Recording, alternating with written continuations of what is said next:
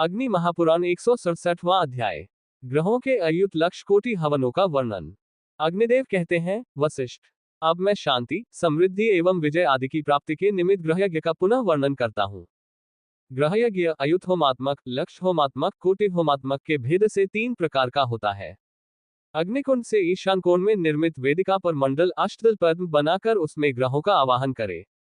उत्तर दिशा में गुरु, ईशान कोण में बुध, पूर्वदल में शुक्र, आग्नेय में चंद्रमा, दक्षिण में भौम, मध्य भाग में सूर्य, पश्चिम में शनि, नैऋत्य में राहु और वायव्य में केतु को अंकित करे। शिव, पार्वती, कार्तिकेय, विष्णु, ब्रह्मा, इंद्र, यम, काल और चित्रगुप्त ये अधिदेवता कहे गए हैं।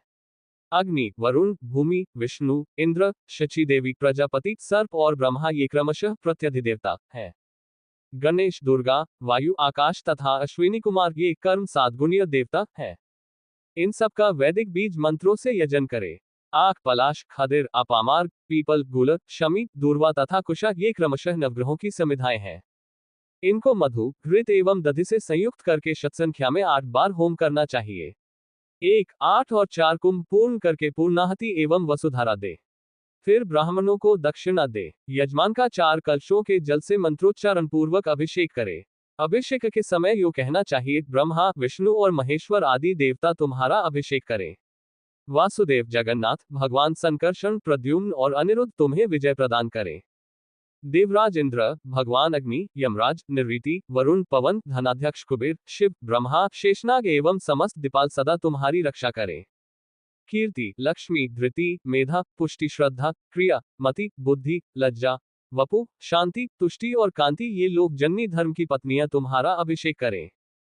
आदित्य, चंद्रमा, भौम, बुध, बृहस्पति, शुक्र, सूर्यपुत्र, शनि, राहु तथा केतु ये ग्रह परितृप्त होकर तुम्हारा अभिषेक करें। देवता, दानव, गंधर्व, यक्ष, राक्षस, सर्प, ऋषि, मनु, गौएं, देवमाताएं, देवागणाएं, वृक्ष, नाग, दैत्य, अप्सराओं के समूह, अस्त्र शस्त्र, राजा, वाहन, औषधियां, रत्न, काल विभाग, नदी नाद, समुद्र, पर्वत, तीर्थ और मेघ ये सब संपूर्ण अभीष्ट कामनाओं की सिद्धि के लिए तुम्हारा अभिषेक करें। तदनंतर यजमान अलंकृत होकर सुवर्ण, गौ, अन्न और भूमि आदि का निम्नांकित मंत्रों से दान करे। कपिले रोहिणी, तुम समस्त देवताओं की पूजनीय, तीर्थमय तथा देवमय हो, अतः मुझे शांति प्रदान करो। शंख, तुम पुण्यमय पदार्थों में पुण्य स्वरूप हो, मंगलों के भी मंगल हो, तुम सदा विष्णु के द्वारा धारण किए जाते हो, अतएव मुझे शांति दो। धर्म, आप वृक्ष रूप से स्थित होकर जगत को आनंद प्रदान करते हैं। आप अष्टमूर्ति शिव के अधिष्ठान हैं, अतः मुझे शांति दीजिए। सुवर्ण, हिरण्यगर्भ के गर्भ में तुम्हारी स्थिति है। तुम अग्निदेव के वीर्य से उत्पन्न तथा अनंत पुण्य फल वितरण करने वाले हो, अतः मुझे शांति प्रदान करो। पीतांबर युगल भगवान वासुदेव को अत्यंत प्रिय है, अतः इसके प्रदान से भगवान श्रीहरि मुझे शांति दे। अश्व, तुम स्वरूप से विष्णु हो, क्योंकि तुम अमृत के साथ उत्पन्न हुए हो। तुम सूर्य चंद्र का सदा संवहन करते हो, अतः मुझे शांति दो। पृथ्वी, तुम समरूप में धेनु रूपिणी हो, तुम केशव के समान समस्त पापों का सदा अपहरण करती हो, इसलिए मुझे शांति प्रदान करो। लौह, हल और आयुध आदि कार्य सर्वदा तुम्हारे अधीन है, अतः मुझे शांति दो। छाग, तुम यज्ञों के अनुरूप होकर स्थित हो, तुम अग्निदेव के नित्य वाहन हो, अतएव मुझे शांति से संयुक्त करो। 14 भुवन गौओं के अंगों में अधिष्ठित है, इसलिए मेरा इहलोक और परलोक में भी मंगल हो। जैसे केशव और शिव की शैया अशून्य है, उसी प्रकार शैयादान के प्रभाव से जन्म जन्म में मेरी शैया भी अशून्य रहे। जैसे सभी रत्नों में समस्त देवता प्रतिष्ठित हैं, उसी प्रकार वे देवता रत्नदान के उपलक्ष्य में मुझे शांति प्रदान करें। अन्य दान भूमिदान की 16वीं कला के समान भी नहीं है, इसलिए भूमिदान के प्रभाव से मेरे पाप शांत हो जाएं। दक्षिणायुक्त अयुत होमात्मक ग्रह यज्ञ युद्ध में विजय प्राप्त कराने वाला है। विवाह, उत्सव, यज्ञ प्रतिष्ठादि कर्म में इसका प्रयोग होता है।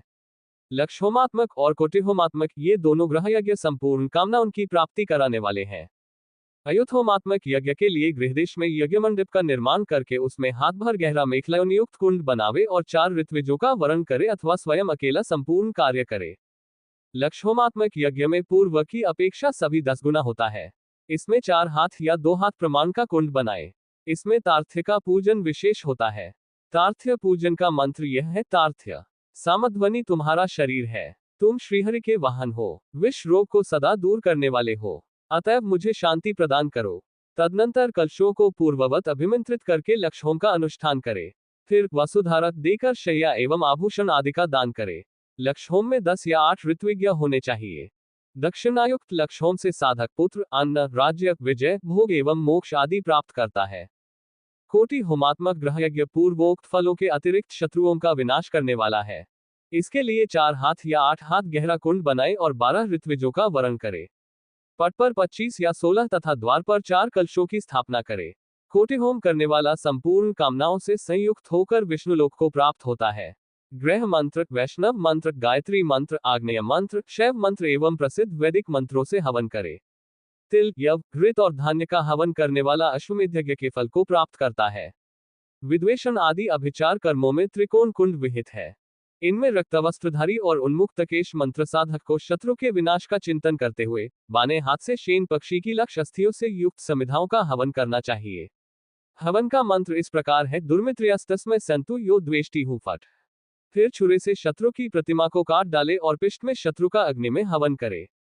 इस प्रकार जो अत्याचारी शत्रु के विनाश के लिए यज्ञ करता है वह स्वर्गलोक को प्राप्त करता है। इस प्रकार आदि आग्नेय महापुराण में ग्रहों के अयुत लक्ष कोटि हवनों का वर्णन नामक 167वां अध्याय पूरा हुआ।